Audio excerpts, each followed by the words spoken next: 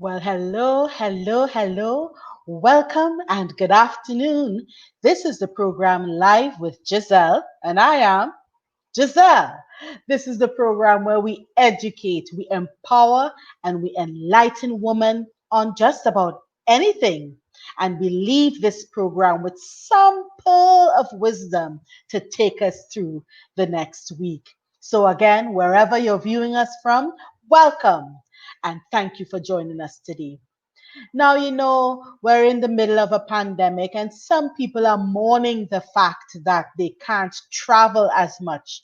But can I let you into a secret? And please don't crucify me. I hate traveling. Yep, you heard me. I hate traveling. I mean, I love the destination that I'm getting to, but the process of traveling, I hate traveling. It was 2015, and it was my first trip to the UK. A grad student, I had to go up for a residency, and it was my very first trip to the UK. Actually, my final destination was Wales. And so, as a Caribbean girl, I was dreading this 10-hour flight from Trinidad to the UK and then my onward journey, final destination, Wales. I said, well, you have to do what you have to do. And so we traveled late at night, so I got to Gatwick in the morning. And I specifically remember getting off that Caribbean Airlines flight and getting through immigration and getting my bags. And then the next step, I had everything written down. And the next step was just to follow what I had written down. But I remember specifically standing in the middle of Gatwick and I froze. You heard me correctly. I froze. It was just a couple of seconds, but it felt as if it was an eternity. I felt paralyzed. Being from the Caribbean, if you need directions, you just ask the person, hey, how do I get to so and so? And they tell you. But this was a different setting. You were warned, don't go and ask too many questions. Write down everything. So that's what I did. I had everything written down. But in that moment, I froze. And after, as I said, what seemed as if it was an eternity, I came to myself and then I went to the bathroom and collected myself. I said, Giselle, you can do this. I looked over what I had written down. And then I came out of that bathroom determined that I am going to get to Wales today. And that's what I did. 2 train connections later, I got to Wales for my residency. And from that experience in 2015, I have developed a life philosophy that I follow to this day. And so that's what I want to leave with you today. And I want to leave with you 3 tips for overcoming transition paralysis. Now, we all go through transitions in life. As long as you are alive, you will go through a transition.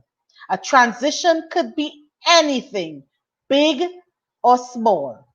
Starting a new job, moving to a new state, moving to a new country, getting married, having your first child, and the list can go on and on, but you get my drift. A transition could be anything. A transition could also be one that you chose or one that was brought upon you. But either way, you are left with the responsibility of dealing with and navigating through this transition. And the three things I learned from that experience in 2015. One, you have to develop a resilience mindset or a mindset of resilience if you are to successfully navigate through a transition. And looking back, was I really prepared? Did I really prepare my mind for that journey to the UK? Looking back, I would have to answer, not really. I underestimated the toll and the rigor of the entire trip. And so now I apply this principle, this first principle, to every transition that I face. What's my mindset like?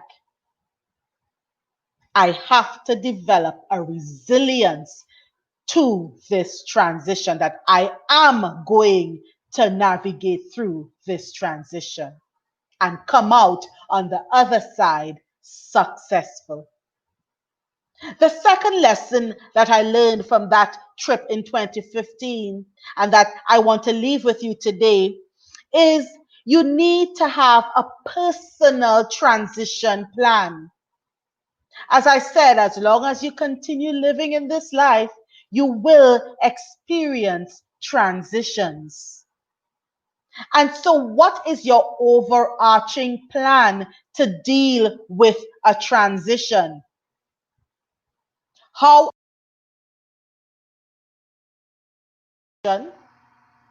What are the skills or the competencies that you need to navigate through this transition? Two, what are the connections or what are the networks that you need to belong to deal with this transition and to tap into as you go through this transition? Three, and four, and on the other side of the transition, how are you going to now quickly adapt? How adaptable are you on the other side of this transition, dealing with the new environment? So you have to develop a personal transition plan based on those four elements, and you can apply them to any type of transition that you may go through. And finally, the last lesson I learned, and I want to share this tip with you. You need to have a roadmap, a long-term roadmap, and you have to actually break down that roadmap into action steps. So step 2 was the overarching plan. Step 3 is breaking it down into action steps. And over time, you will realize that having those 3 elements in your bag, as it will help you and equip you to successfully navigate through life's disruptive transitions, whatever the transition may be. So today, I just wanted to share those tips with you. And I hope that the next transition that you face, you could apply some of these tips and that you will not be found in a position of transition paralysis, but you will be able to apply those techniques to overcome and navigate successfully through every transition you may face. So that's it. This has been another program live with Giselle, and I am Giselle. Until next time, stay strong. Bye.